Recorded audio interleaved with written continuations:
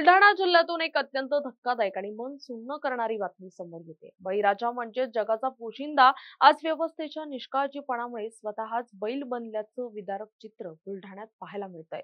जिल्ह्यातील पेट्रोल पंपांवर सध्या डिझेलचा तीव्र तुटवडा जाणवतोय आणि याच इंधन टंचाईचा थेट फटका ऐन पेरणीच्या तोंडावर शेतकऱ्यांना बसू लागलाय। ट्रॅक्टरला डिझेल मिळत नसल्याने एका हताश शेतकऱ्यानं अखेर स्वतःलाच वखराला झुंपून शेताची मशागत सुरू केली आहे। संग्रामपूर तालुक्यातील ही थरकाप उडवणारी घटना नेमकी काय आहे पाहूया।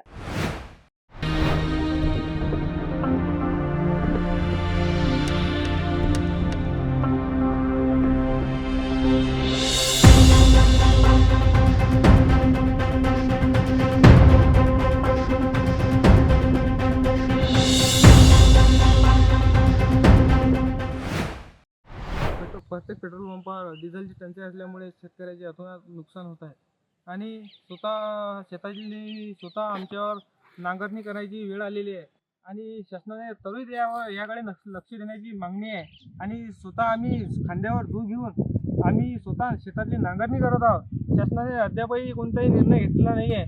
शासनाने त्वरित या जिल्ह्यात डिझेलची उपलब्धता करून द्यावी हीच आमची शासनाकडे मागणी आहे।